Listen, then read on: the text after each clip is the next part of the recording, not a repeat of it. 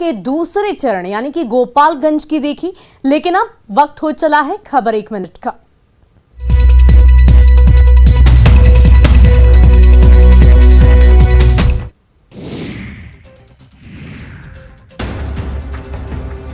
बिहार पंचायत चुनाव के नतीजे आने के बाद कई जगहों से वारदात की खबरें आई है, लेकिन मुंगेर से जो खबर सामने आई है वहां मामला कुछ अलग है। मुंगेर के अजीमगंज पंचायत के नवनिर्वाचित मुखिया की शपथ ग्रहण से पहले नक्सलियों ने हत्या कर दी है। नक्सलियों ने गला रेत कर नवनिर्वाचित मुखिया की हत्या की है। दरअसल नक्सलियों ने चुनाव से पहले परमानंद टुडू को चुनाव नहीं लड़ने की धमकी दी थी। धमकी के बावजूद परमानंद टुडू ने चुनाव लड़ा और चुनाव जीत भी गए, जिससे नक्सली गुस्से में थे और हथियारबंद करीब 1 दर्जन नक्सलियों ने अजीमगंज पंचायत के नवनिर्वाचित मुखिया के घर पर पहले हमला किया और मुखिया की गला रेत कर हत्या कर दी। हत्या के बाद नक्सली जंगल की ओर भाग गए। मुखिया चुनाव से पहले अजीमगंज पंचायत में नक्सलियों ने पर्चा छोड़कर एक महिला मुखिया प्रत्याशी के पक्ष में सभी को समर्थन देने का फरमान जारी किया था और बात नहीं मानने पर गंभीर परिणाम भुगतने के लिए तैयार रहने की धमकी दी थी।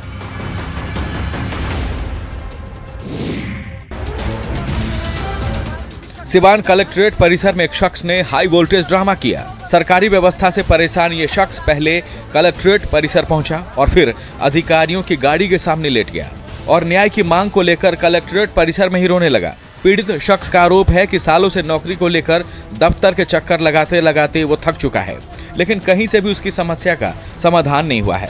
कलेक्ट्रेट परिसर में हाई वोल्टेज करने वाले शख्स का आरोप है कि उसकी जगह किसी और व्यक्ति को नौकरी मिल गई है। नौकरी के सारे कागजात को दिखाते हुए वो अधिकारियों की गाड़ी के सामने लेट गया। कागजातों के साथ बार बार बताता रहा कि शिक्षक के पद पर उसकी नियुक्ति हो चुकी है, लेकिन 2003 से ही जबरदस्ती कोई और शिक्षक उसकी जगह नौकरी कर रहा है। दरौंदा के रहने वाले इस शख्स का हाई वोल्टेज ड्रामा देख पुलिस के कई जवान भी मौके पर पहुंचे। पुलिस ने भी काफी मशक्कत के बाद हंगामा करने वाले शख्स को कलेक्ट्रेट परिसर से बाहर निकाला, तब जाकर मामला शांत हुआ। आइए आपको दिखाते हैं। Come on. RJD supremo Lalu Yadav के बड़े बेटे तेज प्रताप यादव अपने यूट्यूब चैनल पर वीडियो अपलोड कर छा जाते हैं। तेज प्रताप यादव ने फिर अपने यूट्यूब चैनल पर वीडियो डाला है। इस वीडियो में तेज प्रताप यादव कई ऐसी बातें कर रहे हैं जिसे लोग खूब पसंद कर रहे हैं। पटना की कंपकपाती ठंड में तेज प्रताप यादव पहले अपने दोस्तों के साथ आग सेकते हैं, फिर अपने आवास में वहां भी पहुंचते हैं जहां अमूमन कई बार नेताओं की नजर भी नहीं जाती। तेज प्रताप के इस वीडियो में दिख रहा है कि कैसे वो अपने बॉडीगार्ड्स के कमरे में पहुंचते हैं, जहां तेज प्रताप यादव का बॉडीगार्ड खाना बना रहा होता है। कमरे में गैस के चूल्हे पर आलू की भुजिया बन रही होती है, जिसे खुद तेज प्रताप यादव बनाने लगते हैं। फिर तेज प्रताप यादव ने बताया कि कैसे उनके बॉडीगार्ड्स यहाँ रहते हैं। इस दौरान तेज प्रताप ने अपने 2 घोड़ों और कुत्तों से भी मिलवाया। तेज प्रताप ने बताया कि 2 घोड़े ऐसे हैं जिसमें एक का नाम चेतक है और दूसरे का पवन।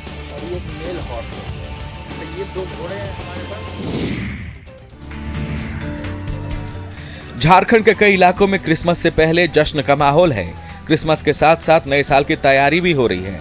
लोग अपने परिवार के साथ जश्न मनाने घरों से निकल रहे हैं, पिकनिक मनाने पिकनिक स्पॉट पहुंच रहे हैं। ऐसे में रामगढ़ में पतरातू का पलानी झरना लोगों को खूब भा रहा है। पलानी झरना के पास कई परिवार पिकनिक मनाने पहुंच रहे हैं। पलानी झरना के पास वादियों में नए साल के आगाज की तैयारी है। नए साल से पहले कॉलेज और इंस्टीट्यूट के छात्र छात्राएं पिकनिक मनाने के लिए बड़ी संख्या में पलानी झरना के पास पहुंचे हैं।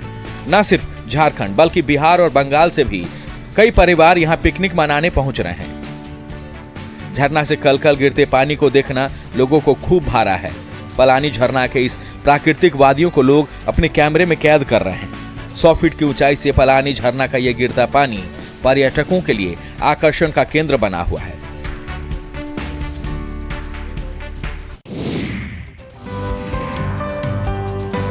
क्रिसमस और नए साल के लिए कटिहार में केक की डिमांड खूब है। लोग पहले से केक की दुकानों पर पहुंचकर एडवांस में ऑर्डर भी दे रहे हैं। अब शहर में केक की डिमांड पर केक बनाने वाले दुकानों में तैयारी भी तेज है। क्रिसमस और नए साल को लेकर अलग अलग वैरायटी के केक के ऑर्डर मिल रहे हैं और ग्राहकों की डिमांड पर दुकानों में आकर्षक केक बनाए जा रहे हैं। कटिहार में इस बार इम्यूनिटी बूस्टर केक और शुद्ध देसी घी के छोंक वाली केक की डिमांड ज्यादा है। कटिहार में क्रिसमस और नए साल को लेकर केक की क्रेज पर बड़े बड़े दुकानों में केक तो बनाए ही जा रहे हैं, साथ ही घरेलू स्तर पर शहर में खूब केक बनाए जा रहे हैं और घर पर केक बनाने में हुनरमंद महिलाओं की संख्या ज्यादा है। फेस्टिव सीजन में अपने घर में रहकर ये महिलाएं केक बनाकर डिमांड के अनुसार सप्लाई कर रही हैं। महिलाओं का कहना है कि इस फेस्टिव सीजन में उन्हें कमाने का मौका भी मिलता है। इधर केक बनाने वाले माहिर कारीगर भी इस त्योहारी मौसम में केक बनाने में व्यस्त दिख रहे हैं।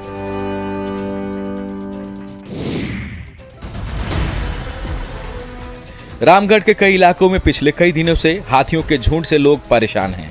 जंगल से भटक कर आया हाथियों का यह झुंड खेतों में लगी फसलों को पहले बर्बाद कर देता है, लोगों के घरों को तोड़ देता है और अगर कोई इंसान सामने आ गया तो फिर उसकी खैर नहीं।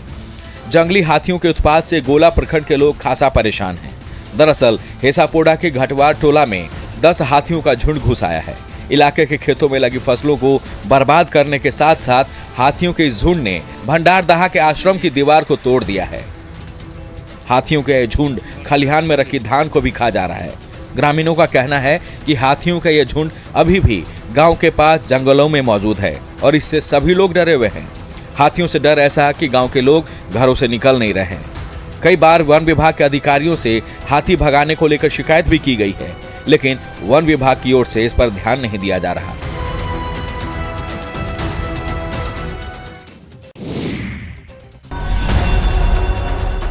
कैमूर में भूत भी शराब पी रहे हैं, ऐसा दावा एक तांत्रिक ने किया है।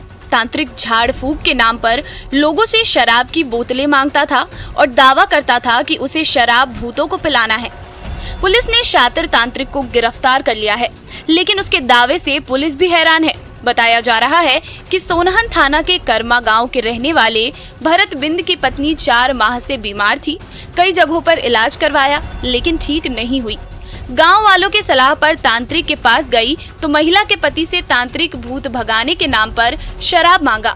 जब महिला का पति शराब लेकर पहुंचा तो पुलिस ने छापेमारी कर दी। इस दौरान ओझा तो फरार हो गया, लेकिन महिला के पति को पुलिस ने मौके से गिरफ्तार कर लिया। महिला के पति ने दावा किया है कि पंचायत चुनाव के दौरान प्रत्याशी मुर्गा शराब बांट रहे थे, तो हम भी पत्नी के झाड़ फूक के लिए 7 पाउच शराब ले लिए।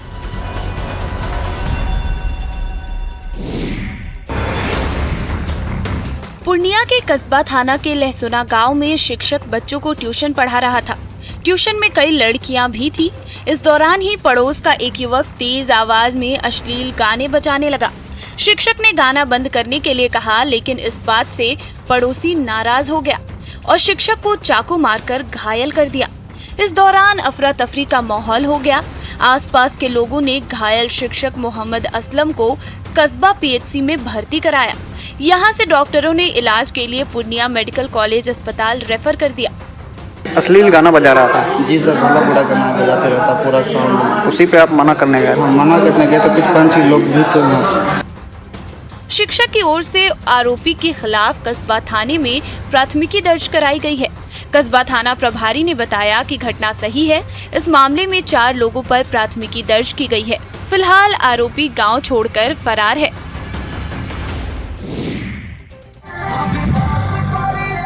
गोपालगंज के ललौरी में पंचायत चुनाव में एक शख्स की पत्नी चुनाव जीत गई। वह मुखिया प्रत्याशी के लिए चुनाव में खड़ी थी। पत्नी के चुनाव जीतने के बाद महिला मुखिया के पति का खुशी का ठिकाना नहीं रहा। वोट देने वालों वोटरों को खुश करने के लिए ऑर्केस्ट्रा का डांस कराया। भोजपुरी गाने पर ऑर्केस्ट्रा में जमकर डांस हुआ। वोट देकर जिताने वाले भी डांस का मजा लेते रहे, लेकिन डांस के आगे सभी भूल गए कि कोरोना का खतरा भी है। सैकड़ों लोग बिना मास्क लगाए डांस देखने के लिए पहुंचे थे और डांस के आगे कोरोना गाइडलाइन की धज्जियां उड़ाते रहे। बताया जा रहा है कि डांस का आयोजन भूपेंद्र सिंह उर्फ भोट सिंह ने किया था, जिनकी पत्नी लरौली पंचायत से मुखिया पद के लिए जीती है। इसी खुशी में भूपेंद्र सिंह ने डांस का आयोजन किया और 5 डांसरों को बुलाया। सारी रात डांस चलता रहा।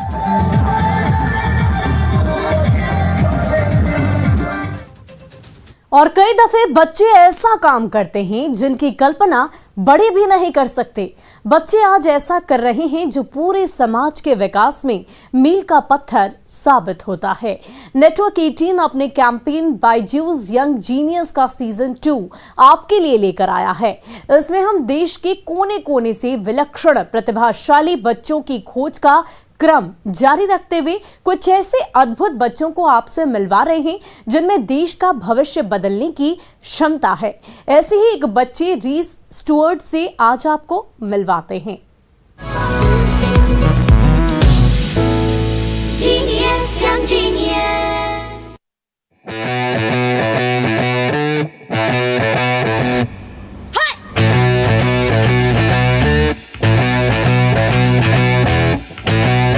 महज 10 साल की उम्र में ब्लैक बेल्ट हासिल करने वाली रीस स्टुअर्ट के हौसले बड़े बड़ों के पसीने छुड़ा देते हैं।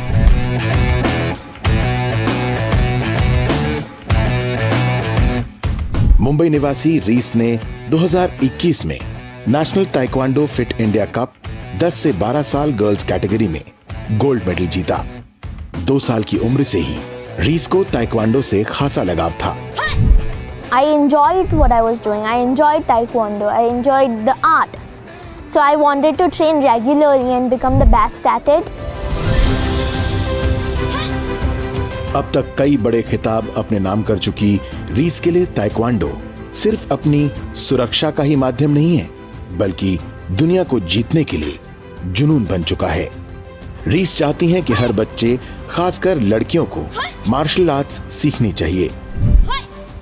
I started learning because I'm a girl child, and because girls to get taken advantage of. And even if you're not a girl, you should do this because you never know what can happen to you. So you want to protect yourself. 10 साल की उम्र में ही देश भर में tournament खेल चुकी रीस Stuart अपनी लगन और मेहनत से अंतर्राष्ट्रीय मुकाबलों में भारत की नुमाइंदगी करना चाहती हैं। अपने माता पिता का सर फक्र से ऊंचा करने की ख्वाहिश रखने वाली रीस के सारे सपने पूरे होंगे और वो दूसरे बच्चों के लिए प्रेरणा बनेगी, ऐसी उम्मीद की जानी चाहिए। Genius, young genius. और आइए अब देखते हैं क्रिप्टो की समझ।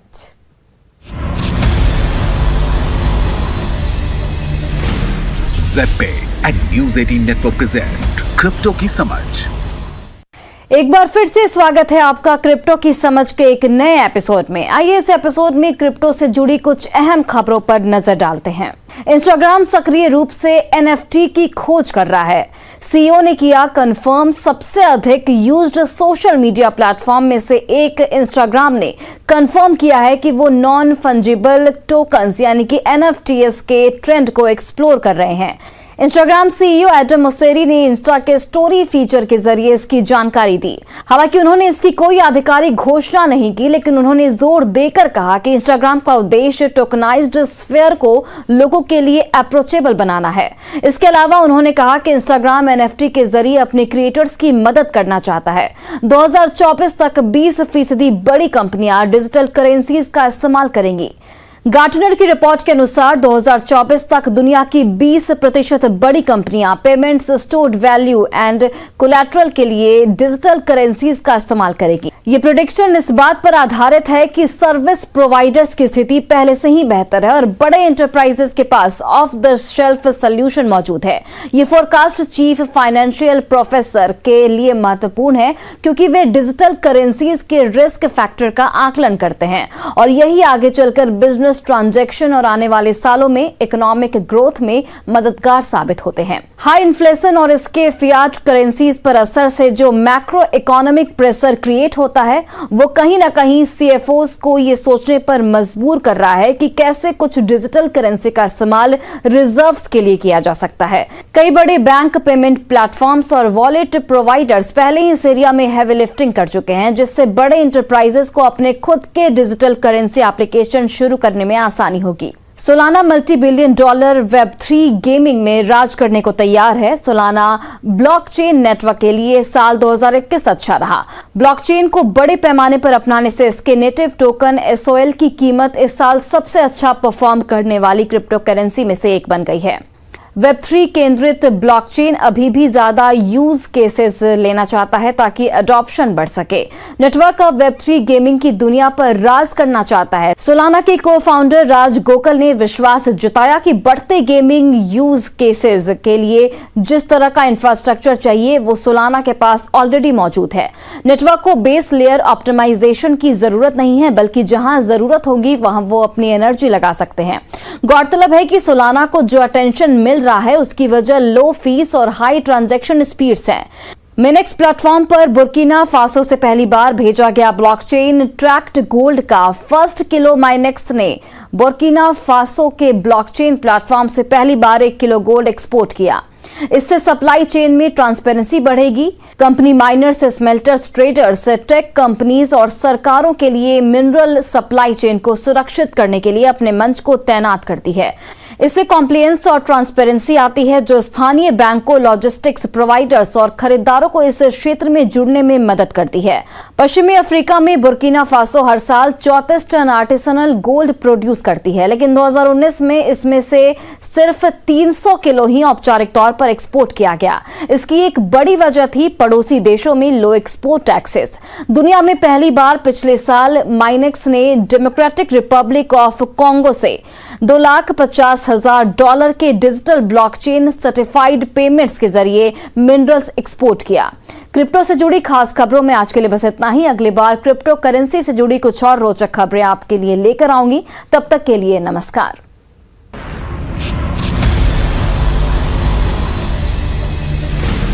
ZPay and News 18 Network present crypto की समझ।